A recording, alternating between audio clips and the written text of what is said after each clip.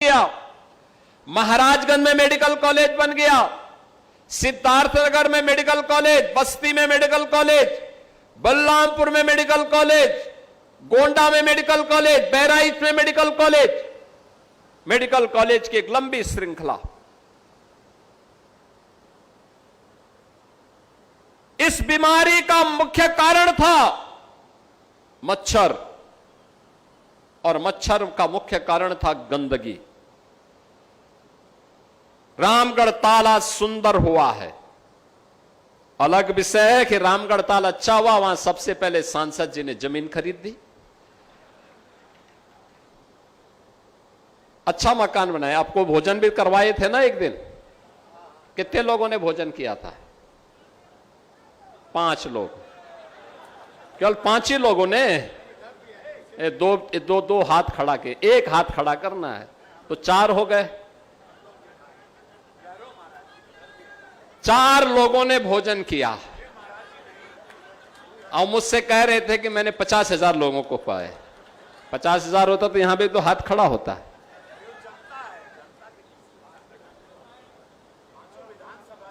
अब रामगढ़ ताल आज से 10 साल पहले क्या स्थिति थी? सुनसान था, गंदगी थी, मच्छर थे, और किसी की हत्या कोई अपराधी करता था वहां फेंक के चला जाता था, पता ही नहीं लगता था। और आज पर्यटन का सबसे बड़ा केंद्र है। देर रात्रि में हजारों की संख्या में लोग परिवार के साथ घूमते हुए दिखाई देते हैं। हजारों की संख्या में आज पर्यटन का कितना अच्छा केंद्र बना है, कितना बेहतरीन केंद्र बना है। हमारी सोच अच्छा करने की थी, हमने अच्छा करके दिखा दिया। ये डबल इंजन की सरकार ने प्रधानमंत्री मोदी जी के मार्गदर्शन में, भाई रवि किशन जी का भी तो योगदान होगा उसमें, थोड़ा बहुत ताली तो बजा दो उनके लिए थोड़ा बहुत। वे फिल्मों की शूटिंग करते हैं, इसलिए करते हैं जिससे आपको फ्री में फिल्म दिखा सके। कभी दिखाया फ्री में? कभी दिखाया? दिखाएंगे, वो भी दिखाएंगे। अगले लोकसभा चुनाव के बाद फ्री में दिखाएंगे। लेकिन अब वहां की उसके किनारे फिल्में बन रही हैं, लोग घूमने के लिए आते हैं, हजारों लोगों की आजीविका उससे चल रही है। और ताल पर्यटन का भी और आजीविका का भी एक माध्यम बना है, नौजवानों के लिए एम्प्लॉयमेंट का माध्यम बना है। रामगढ़ ताल आज गोरखपुर की एक उपलब्धि हो गई है। एम्स पूर्वी उत्तर प्रदेश के नौजवानों के, पूर्वी उत्तर प्रदेश के नागरिकों के उपचार का एक बेहतरीन केंद्र बन गया है। बीआरडी मेडिकल कॉलेज उपचार का एक बेहतरीन केंद्र बन गया है। हर जनपद में मेडिकल कॉलेज हो गए हैं। और 1990 से बंद फर्टिलाइजर कारखाना फिर से चालू हो गया है। फर्टिलाइजर कारखाना यहां के अन्नदाता किसानों को समय पे खाद उपलब्ध करवाता है। समय पे बीज और खाद किसान को मिल जाए, उत्पादन अच्छा होता है, काफी वृद्धि होती है। और इस बार मानसून भी अच्छा आ गया है, तो खाद और बीज समय पे है तो अच्छा उत्पादन भी होगा, किसान खुशहाल होगा तो देश खुशहाल होगा। यानी अच्छी सरकारें आती हैं तो अच्छा कार्य होता है, विकास भी होता है और विरासत का भी संरक्षण होता है। यहां पे मुक्तेश्वर नाथ मंदिर के पुनरुद्धार का काम भी हो गया। झारखंडी महादेव के मंदिर के पुनरुद्धार के कार्य के लिए भी हम लोगों ने प्रस्ताव मांगा है। ऐसे ढेर सारे कार्यों का यहां पे तो केवल 429 करोड़ का फ्लाईओवर बना है। दुबे जी ने तो कुशीनगर में एक ही पुल के लिए 1000 करोड़ रुपया ले लिया, नारायणी नदी पे 1000 करोड़ रुपया। जब सांसद सक्रिय होता है तो विकास के कार्य के लिए ऐसे पैसा लेके चला जाता है, जनता को तब राहत मिलती है, विकास कार्य तब आगे बढ़ता है। और आज वही विकास, आप सोचो, आज से 10 साल पहले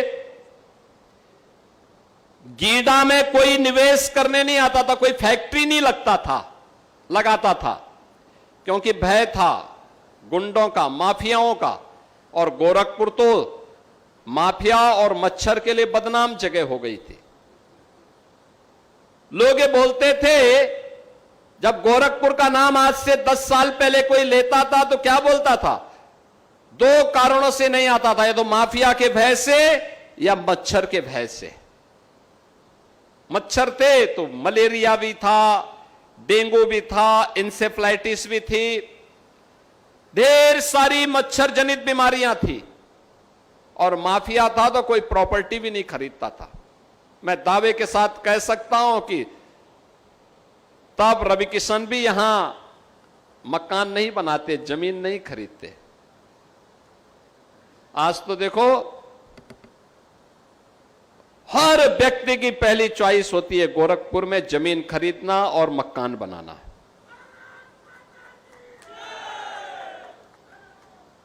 अच्छा कार्य होता है तो सब अच्छा ही अच्छा होता है। और अब लोगों ने निवेश करना भी प्रारंभ कर दिया। सुरक्षा का माहौल मिला तो निवेश भी हुआ। कितना अच्छा निवेश हुआ। 50,000 नौजवानों को अकेले गीडा में जो उद्योग लगे हैं, इनमें नौकरी मिली है, रोजगार मिला है। बंद कारखाने फिर से प्रारंभ हुए हैं। 2007 से लेकर 2017 तक 10 वर्ष में समाजवादी पार्टी, बहुजन समाज पार्टी और कांग्रेस के गठबंधन ने प्रदेश की 29 चीनी मिलों को बंद किया था। और हम लोगों ने, यानी उन्होंने 29 चीनी मिलों को उन्होंने बंद भी किया और 21 में से 21 को बेच भी दिया था औने पौने दाम पे। पडरौना की चीनी मिल मात्र 2 करोड़ में बेच दी गई, जबकि उसकी केवल जमीन स्क्रैप का ही केवल देखते इससे कई गुना पैसा मिलता और जमीन की कीमत वहां पे लगभग 200 करोड़ थी। औने पौने दाम पर चीनी मिलों को बेच दिया गया। इन नौजवानों को बेरोजगार करने का पाप किया। पहले नौकरी निकलती थी तो युवाओं के साथ समाजवादी पार्टी के लोग छल करते थे, भेदभाव करते थे। सेफाई सिंडिकेट का कब्जा होता था नौकरी पे। नौकरी पे नौजवान को नहीं आने देते थे। आज तो मैं कह सकता हूं, नौकरी आती है, बिना भेदभाव के चयन होता है। और अब गोरखपुर का नौजवान भी यूपी पुलिस की भर्ती होती हो या शिक्षकों की भर्ती होती हो या यूपी पब्लिक सर्विस कमीशन में उप जिलाधिकारी या डिप्टी एसपी के पद के लिए भी उनका चयन होता है। और लखनऊ में जब मैं उससे पूछता हूं, भाई कहां से, कहता मैं गोरखपुर से हूं, जोर से बोलता मैं गोरखपुर से हूं। तो मुझे अच्छा लगता है, गोरखपुर का नौजवान का सिलेक्शन बिना किसी सिफारिश के उसकी योग्यता के अनुसार हो जाता है। बहनों और भाइयों, ये भेदभाव नौजवानों के साथ किसी ने किया तो कांग्रेस और समाजवादी पार्टी ने किया। उनकी नौकरियों में डकैती डाली गई, उनके अधिकारों को कम करने का काम किया गया, उसे हर प्रकार से ठगने का काम किया गया। याद करिए, जब नौजवान के सामने पहचान का संकट होगा तो ये पहचान का संकट बहुआयामी संकट को पैदा करेगा। उसकी पढ़ाई लिखाई पर, उसकी नौकरी रोजगार पर, उसके व्यवसाय पर, उसकी प्रगति पर, उसकी समृद्धि पर, उसके आने वाले भविष्य पर ढेर सारे प्रश्न खड़ा करेगा। और उस ढेर सारे प्रश्न का समाधान किसी ने निकाला है, तो प्रधानमंत्री मोदी जी के नेतृत्व में डबल इंजन की सरकार ने निकाला है। डबल इंजन की सरकार ने बिना भेदभाव के आज नौजवानों को नौकरी मिल रही है। हमने अकेले यूपी के अंदर 9 वर्ष में हमने 9 लाख नौजवानों को नौकरी दी। हमने यहां के परंपरागत उद्यम को जो बंद हो चुका था, 1 डिस्ट्रिक्ट 1 प्रोडक्ट के माध्यम से उसे पुनर्जीवित किया। 3.25 करोड़ नौजवान और कारीगर फिर से रोजगार प्राप्त किए और अपना उद्यम प्रारंभ किए। 65 लाख नौजवानों को निवेश के माध्यम से जो उद्योग लगे हैं उनमें नौकरी मिली है। इस 17 के पहले उत्तर प्रदेश में संभव नहीं था, क्योंकि 17 के पहले तो दंगे होते थे, अराजकता चरम पर थी। 17 के पहले इसकी कोई कल्पना भी नहीं कर सकता था। आप याद करिए ना, तब होली के अवसर पे दंगा, विजयादशमी और दुर्गा पूजा के समय दंगा, रामनवमी के समय दंगा, जन्माष्टमी के आयोजन को नहीं होने देते थे, कावड़ यात्रा नहीं निकलने देते थे। यानी जो आस्था को उस समय प्रहार करते थे, आज वे सबसे बड़े आस्थावान बनने का ठेका ले चुके हैं, सबसे बड़े आस्थावान बन रहे हैं। जिन लोगों ने राम जन्मभूमि मंदिर निर्माण के मार्ग में बाधाएं खड़ी की, राम जन्मभूमि आंदोलन के दौरान राम भक्तों पर गोलियां चलाई, राम मंदिर के मार्ग के लिए बाधाएं खड़ी करने के लिए उच्चतम न्यायालय में अपने अधिवक्ता खड़े किए विरोध में, वे लोग आज आस्था की बात कर रहे हैं। जो लोग हमेशा आपकी आस्था के साथ खिलवाड़ करते थे, जो नौजवानों के भविष्य के साथ खिलवाड़ करते थे, जिन्होंने अन्नदाता किसानों के हक को छीना, जिन्होंने व्यापारी और बेटी के सामने सुरक्षा का संकट खड़ा किया, आज वे लोग जब इन मुद्दों पर बड़े बड़े उपदेश देते हैं तो उनके उपदेश हास्यास्पद लगते हैं। और इसलिए बंधुओं, मैं आप सबसे कहने के लिए आया हूं, आज ये विकास इसलिए हो पाया है क्योंकि सुरक्षा का माहौल है, डबल इंजन की सरकार है। बिना भेदभाव के विकास की योजना का लाभ हर गांव, हर गरीब, हर किसान, हर नौजवान, हर महिला तक पहुंचाने के लिए संकल्पित ये सरकार है। और उस कार्य के साथ जब सभी लोग मिलकर के कार्य करते हैं, मैं यहां पे आपने पार्षद, महापौर, विधायक, सांसद ये सब चुने, ये सब चुनने का परिणाम क्या है? विकास इतनी तेजी के साथ हो रहा है, इतनी तेजी के साथ विकास भी आगे बढ़ रहा है। मैं देख रहा था, एक दिन बारिश हुई थी, रवि किशन जी पानी में हल करके जा रहे थे, जल निकासी का कार्य अपने हाथ से नाली साफ कर रहे थे। तो मैंने तो उनको कहा कि भाई वो जो अतिक्रमण है वो उसको हटवा दीजिए, अपने आप ही नाली साफ हो जाएगी, हाथ से साफ करने की नौबत ही नहीं आएगी। मैं अपील करूंगा आप सबसे, बरसात का समय है, एक तो स्वच्छता पे ध्यान देना होगा। जहां खाली जगह जमीन हो, आपको लगता है कि आपके लिए कोई उपयोगी नहीं, उसमें वृक्ष लगाइए, वह ऑक्सीजन देगा। हर व्यक्ति एक एक पेड़, 2-2 पेड़ लगाना शुरू करे। रवि किशन जी, आपने पेड़ लगाए? कितने कितने कितना कितना? एक? लगाए नहीं, कह रहे मेरा घर पहले से घिरा हुआ है पेड़ों से। पेड़ लगाएंगे। आपसे मैं कहूंगा एक एक पेड़ हर व्यक्ति लगाएगा, एक पेड़ मां के नाम।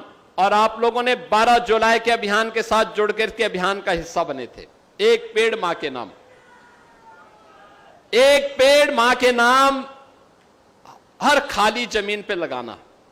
लेकिन सिंगल यूज प्लास्टिक से अपने को दूर रखना। प्लास्टिक के कप, गिलास, पॉलिथीन, या फिर थर्माकोल, इसका उपयोग नहीं करना है। घर का कूड़ा नाली में नहीं फेंकना या सड़क पे नहीं फेंकना है, उसको कलेक्ट करके रखिए, डस्टबिन में रखिए। कूड़ा कलेक्शन करने वाली गाड़ी आएगी तो उसमें डालना है, या फिर उसको किसी न किसी रूप में जब जो डस्टबिन हो उस डस्टबिन में ही डालें। अतिक्रमण नाला और नालियों में मत होने दीजिए। अगर कोई व्यक्ति नाली के ऊपर, नाली के बीच में स्लैब डाल करके कब्जा कर लेगा तो स्वाभाविक रूप से जल निकासी बंद हो जाएगी, तो ओवरफ्लो होकर के नाला फिर से अगल बगल के क्षेत्रों में पानी फैलाएगा, फिर वही मच्छर पैदा करेगा। मच्छर से ही मलेरिया, डेंगू, इंसेफ्लाइटिस हो गए, ये सब बीमारियां आएंगी। क्या फायदा है? हमें सावधान रहना होगा, शुद्ध पेयजल पीने का इस्तेमाल करना होगा। शुद्ध पेयजल अगर नहीं है, हैंडपंप है, इस मौसम में वैसे भी पानी गर्म करके जब ठंडा हो जाए तब उसका सेवन करना चाहिए। सीधे पानी नहीं पीना चाहिए, बरसाती पानी घुस जाता है हैंडपंप पर भी और भी जगह। तो शुद्धता का ध्यान रखना, इससे किसी भी प्रकार की पेट जनित बीमारियां या विषाणु जनित बीमारियां नहीं किसी व्यक्ति को होगी। थोड़ा जागरूक रहना पड़ेगा स्वास्थ्य के प्रति, स्वच्छता के प्रति। लोगों को भी इसके प्रति सक्रिय बनाना पड़ेगा। अगर हम सब इस दिशा में कार्य करेंगे तो मुझे लगता है कि बरसात के समय में हमारी सक्रियता, हमारी जागरूकता बहुत सारे कार्यक्रमों को आगे बढ़ाएगी। और उस अभियान का हिस्सा बनने के लिए खाली जगह में जहां भी वृक्षारोपण के कार्यक्रम हो सकते हो, एक बार कभी यहां के सांसद जी, विधायक जी, महापौर जी, पार्षद और इन सब के साथ मिलकर के आपको भी अपना योगदान देना चाहिए। जो पेड़ लगाए गए उसकी सुरक्षा भी करनी है, ट्री गार्ड लगा लो, किसी को उखाड़ने मत देना, क्योंकि कुछ लोग उखाड़ने में विश्वास कर देते हैं, वो नहीं करने देना, क्योंकि ये पेड़ हमें छाया भी देगा, फल भी देगा और जीने के लिए ऑक्सीजन भी देगा, बेहतरीन सुविधा उपलब्ध करवाएगा। तो ये सभी कार्य एक साथ मिलकर के हमें आगे बढ़ाने हैं। और मेरा मानना है कि जैव विविधता का संरक्षण, और आप तो गोरखपुर वासी इस दिशा में बहुत सौभाग्यशाली हैं। इधर रामगढ़ ताल, उधर चिलवा ताल, एक तरफ राप्ती नदी, उधर गोर्रा नदी। कितना जल है, जल ही जल है, चारों ओर जल ही जल। दुनिया के अंदर इतना जल संसाधन किसी के पास नहीं है जितना आपके पास है, लेकिन उसका उचित उपयोग करना, दुरुपयोग नहीं। लेकिन बरसात के एक एक बूंद पानी का उपयोग करना, उसके संरक्षण के लिए भी कार्य होना चाहिए। ऊपर जल जमाव न हो, लेकिन रेन वाटर हार्वेस्टिंग के माध्यम से उसको हम संरक्षित कर सकते हैं। छोटे छोटे प्लांट लगा सकते हैं, बहुत खर्चा नहीं है। थोड़ा सा प्रयास, आपका थोड़ा सा प्रयास उसको एक मजबूती के साथ आगे बढ़ाने में योगदान दे सकता है। जो विकास आज गोरखपुर में हो रहा है, हर विधानसभा क्षेत्र में, पिपराइच, कैंपियरगंज, सैजनवा, चोरी चौरा, खजनी, बांसगांव, चिल्लूपार, इन सभी विधानसभा क्षेत्रों में ऐसे ही विकास के कार्य तेजी के साथ आगे बढ़े हैं, तेजी के साथ आगे बढ़े हैं। जो प्रधानमंत्री जी बार बार कहते हैं विरासत और विकास का समन्वय, ये विरासत और विकास का समन्वय उसी क्रम का हिस्सा है जहां पे हम अपने पूर्वजों के प्रति, देवी देवताओं के प्रति कृतज्ञता ज्ञापित करते हैं। इन अभियानों के माध्यम से हर विधायक, हर सांसद किसी न किसी मंदिर के पुनरुद्धार के कार्य को आगे बढ़ा रहा है, किसी न किसी स्कूल के कायाकल्प या प्रोजेक्ट अलंकार में उसके सुंदरीकरण के कार्यक्रम को आगे बढ़ा रहा है। ये जागरूक जनप्रतिनिधि जब चुनते हैं आप, तब परिणाम आते हैं, और उसी परिणाम को देने के लिए आज ये मंच यहां पर आया है। आप सब की जिम्मेदारी है, हम सब की जिम्मेदारी है। अच्छा कार्य होता है तो उसके संरक्षण की जिम्मेदारी भी समाज को लेनी चाहिए। समाज जागरूक प्रहरी बन करके उसके संरक्षण की जिम्मेदारी भी ले। इतना अच्छा वर्ल्ड क्लास इंफ्रास्ट्रक्चर मिल रहा है, आने वाले समय में इसका लाभ यहां के लोग लेंगे, पूर्वी उत्तर प्रदेश के लोग लेंगे। जो मैंने पहले भी कहा, इस 6 लेन का ट्रांसपोर्ट नगर से पैरलेगंज तक 6 लेन का जो फ्लाईओवर बना है, और यही देवरिया बाईपास को 4 लेन का हुआ है, ये लगभग 450 करोड़ रुपए की लागत से बना तो है। 50 लाख से अधिक की आबादी इससे लाभान्वित होने वाली है। इतनी बड़ी आबादी के लाभ के लिए अब आसानी से यहां पे रुस्तमपुर में, आजाद चौक पे, ट्रांसपोर्ट नगर में किसी को भी जाम में नहीं फंसना होगा।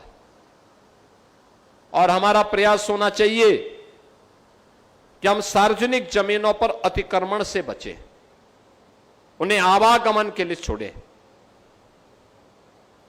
आवागमन जितना आसान होगा, जितना तीव्र होगा, उतनी तीव्र गति से हम अर्थव्यवस्था को आगे बढ़ाने में सफल होंगे।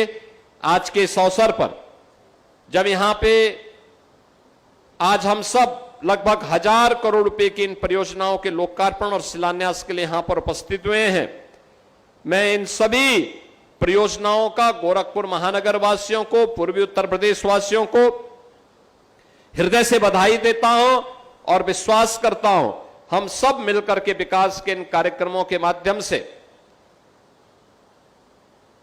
न केवल वर्तमान को बल्कि आने वाले भविष्य को भी बेहतर बनाएंगे। प्रधानमंत्री जी के विकसित भारत और आत्मनिर्भर भारत की संकल्पना को पूरा करने में अपना योगदान देंगे। मैं आप सभी को इन सभी परियोजनाओं की हृदय से बधाई देते हुए अपनी वाणी को विराम देता हूं। धन्यवाद। जय हिंद, जय जय श्री राम।